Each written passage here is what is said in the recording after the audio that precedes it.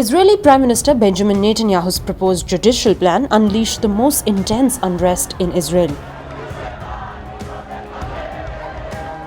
Tens of thousands of people repeatedly took to the streets to protest the proposal, including spontaneous mass demonstrations.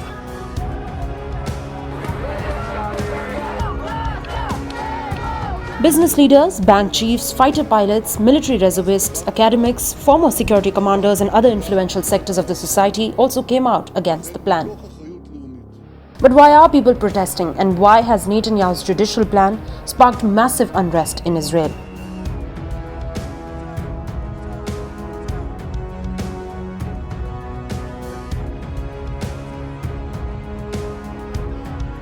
Netanyahu has proposed a set of laws that would overhaul the Israeli judicial system. Netanyahu and Overhaul supporters say that the proposals would bring balance of power to the government, but critics say it would weaken the judiciary and would concentrate power in the hands of executive. Critics also point out that since Israel does not have a formal constitution, they do not have a proper separation of powers that could isolate judiciary or executive or legislature from each other.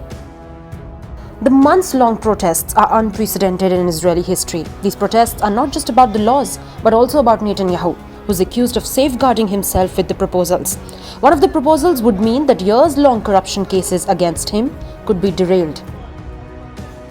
On the other hand, critics argue that if the government has a greater say in the judicial appointments, Netanyahu's allies will appoint judges they know will rule in his favor.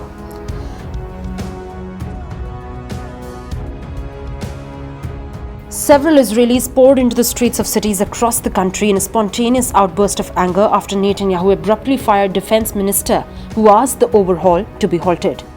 Protesters even blocked the main highway and lit large bonfires, while police scuffled with protesters who gathered outside Netanyahu's private home in Jerusalem. In addition to causing social division, the reform may have a negative impact on the Israeli armed forces and intelligence agencies, which have become involved in the demonstrations to an unprecedented degree. While Netanyahu has delayed the plan to pass the proposed bills, the protests have only escalated.